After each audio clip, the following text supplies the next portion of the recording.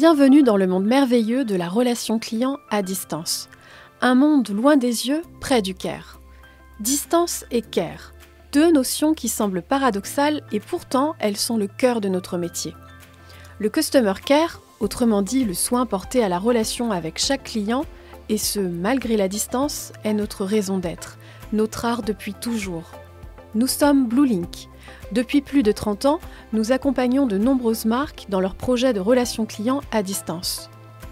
À travers ce podcast, nous avons choisi de partager avec vous des sujets qui nous animent autour de l'expérience client au sens large, en donnant la parole à nos experts. Une myriade de sujets passionnants qui vous permettront de mieux appréhender les enjeux de la relation client à distance. Loin des yeux, près du cœur, votre podcast sur la relation client à distance, à écouter et réécouter si le cœur vous en dit. Bonjour et bienvenue chers auditeurs. Aujourd'hui, nous avons le plaisir de nous entretenir avec Sylvie Bourgeron, responsable culture et expérience client chez Bluelink.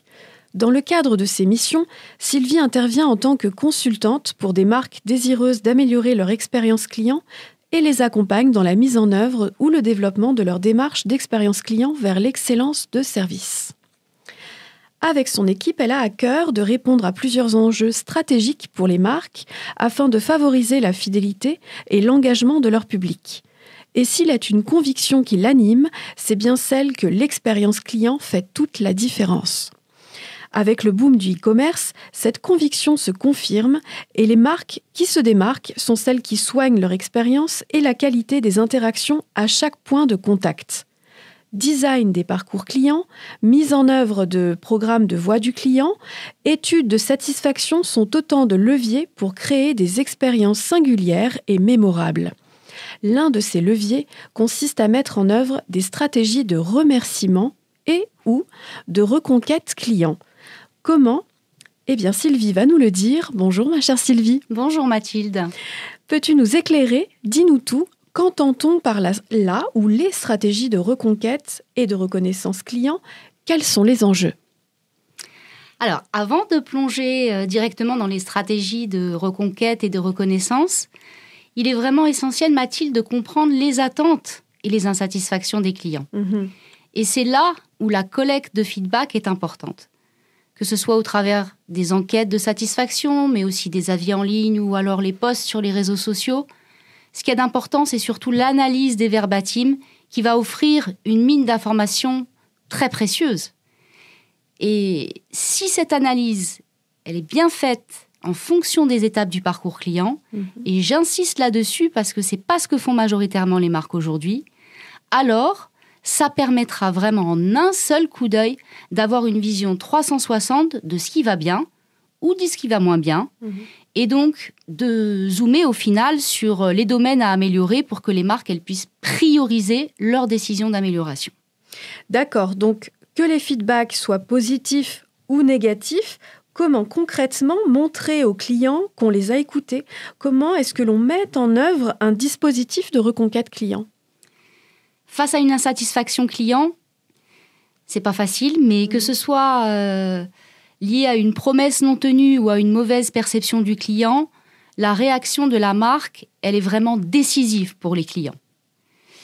Dans un premier temps, il va être nécessaire de trier les motifs pour lesquels la marque peut agir concrètement et atténuer l'irritant client.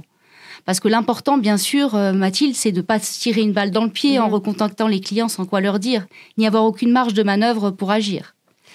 Une fois qu'on a trié les motifs, il faut mettre en place un dispositif pragmatique et aussi personnalisé qui doit être décentralisé au sein du service client pour que le client soit recontacté. Alors pour cela, il va être vraiment incontournable de favoriser la responsabilisation et surtout aussi l'empowerment des conseillers clientèle pour transformer le pépin en pépite, parce que c'est vraiment là où est le cœur du dispositif. La mise en place et la mise à disposition auprès des conseillers du service client d'une boîte à outils de compensation commerciale appropriée à chaque situation client va être vraiment un plus pour restaurer la confiance et surtout réengager les clients. Et je ne sais pas si tu sais, Mathilde, mais le service client est un des drivers du NPS des marques. Et on a mené une étude chez Bluelink dans le secteur aérien et on a pu démontrer que le service client de cette marque représente jusqu'à 12% du poids de son NPS. Ce qui n'est absolument pas négligeable, hein. Oui, en effet. Et donc, nous venons de survoler étape par étape les leviers de reconquête client en cas d'expérience client négative. Mais les marques peuvent-elles aller plus loin dans le cas où les clients sont satisfaits ? Quels sont les enjeux de la reconnaissance client ? Alors oui, effectivement, les clients satisfaits, on ne s'en occupe pas beaucoup. Et pour autant, la reconnaissance est tout aussi importante parce qu'elle va renforcer le lien émotionnel avec la marque et favoriser, bien entendu, derrière, par ricochet, le réachat et la fidélisation. Quoi de plus simple et efficace que d'envoyer au client satisfait un petit message de remerciement, mais vraiment sincère, pour avoir à la fois répondu à l'enquête et pour ses compliments, par exemple.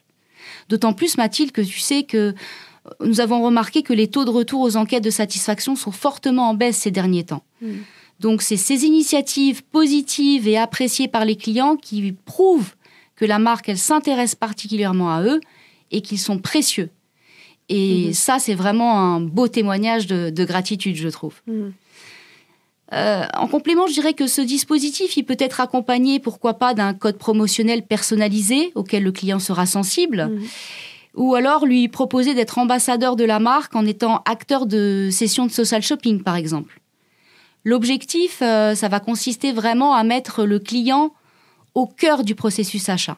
Je dirais aussi que le retour sur investissement en matière de relations clients, c'est plus un mythe aujourd'hui, hein. Il existe des modèles très concrets pour le démontrer. Nous, chez Bluelink, on a utilisé celui de Daniel Ray dans le secteur de l'aérien. Donc ce modèle, il fait le lien entre la satisfaction et l'engagement client. Et chez Bluelink, on a réussi à prouver que si le conseiller clientèle est efficace et que le client donne une note de satisfaction comprise entre 8 et 10 sur 10 comparée aux notes de 0 et 3 sur 10, par exemple, eh bien, ça peut générer un taux de réachat de 10% et un chiffre d'affaires supplémentaire de plus de 5% pour la marque. Donc, sans nul doute, Mathilde, que l'engagement collaborateur génère de l'engagement client. Et comment ce dispositif de reconquête et de reconnaissance s'intègre dans la stratégie globale du service client ? Alors, il est essentiel, à mon sens, que ce dispositif soit fondé sur les valeurs de la marque et surtout qu'il soit déployé de manière cohérente au sein de toute l'organisation. Ça va passer par le marketing, l'expérience client, les ressources humaines et bien entendu les opérations qui sont au cœur de ce dispositif. L'objectif principal, ça va être d'évaluer l'efficacité des stratégies mises en œuvre. Mais aujourd'hui, ce que je peux remarquer, c'est que ce n'est pas ce qui est fait majoritairement par les marques, qui, elles, sont focusées uniquement sur les actions mises en place. Ce qui laisse, du coup, planer vraiment le doute sur l'efficacité réelle de ces efforts. Donc, la mise en place de KPI spécifiques devient alors cruciale, mais pas que. Je dirais en complément qu'il ne faut pas négliger non plus la formation d'une équipe spécialisée dans l'excellence opérationnelle et relationnelle, et que selon la maturité, le niveau de maturité de la marque, la mise en place même d'une équipe dédiée au sein du service client peut grandement contribuer à la réussite de cette démarche. Et alors, est-ce que tu peux nous livrer des études de cas, des exemples concrets ? Oui, bien sûr. Alors, j'ai deux exemples qui me viennent à l'esprit et qui concernent des clients qui évoluent cette fois-ci dans le secteur du luxe et des loisirs. Leurs résultats parlent d'eux-mêmes et ils confirment vraiment la nécessité d'adopter ce genre de stratégie.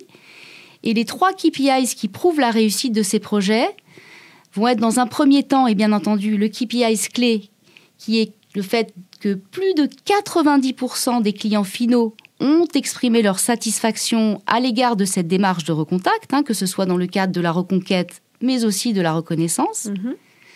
Le deuxième, lui, va concerner la joignabilité des clients qui dépasse les 60% dès le premier contact sortant par téléphone, qui démontre une accessibilité remarquable et surtout qui n'impacte pas l'organisation du service client. Un troisième KPI, pas des moindres, c'est notre indice de recommandation des collaborateurs, le INPS, où on a observé une amélioration significative de 3 points, où vraiment ça témoigne de l'engagement accru des équipes dans cette démarche. Très fiers de participer et de s'engager. Et c'est ce genre de résultat qui illustre vraiment la valeur tangible d'un tel dispositif et qui encourage du coup à développer la culture client au sein de l'entreprise. Très intéressant. Et en conclusion, Sylvie, y a-t-il un message qui te tient à cœur en matière de care ? Oui, alors je dirais que d'intégrer une gestion proactive des retours clients, c'est vraiment indispensable dans la stratégie de toute entreprise. Et qu'en déployant un dispositif efficace de reconquête et de reconnaissance client, on a le pouvoir non seulement d'enrichir l'expérience client, mais aussi de valoriser l'expérience de nos collaborateurs. Je suis vraiment fermement convaincue de la pertinence de ce type de démarche et j'encourage vraiment vivement les marques à mettre en pratique les enseignements de ce podcast pour se mettre en marche vers leur projet de transformation vers l'excellence de service. Et si je peux me permettre, Mathilde, je rappelle aussi du coup que Bluelink est la première entreprise en France à avoir obtenu le label Excellence de service pour la gestion du service des clients Platinum d'Air France KLM. Eh bien, merci infiniment Sylvie pour cet éclairage passionnant et merci à toutes et tous pour votre écoute. À très bientôt pour un nouvel épisode de votre podcast Loin des yeux, près du Caire. Loin des yeux, près du Caire est un podcast imaginé et créé par Bluelink. Pour aller plus loin, rendez-vous sur notre site web et sur nos réseaux sociaux.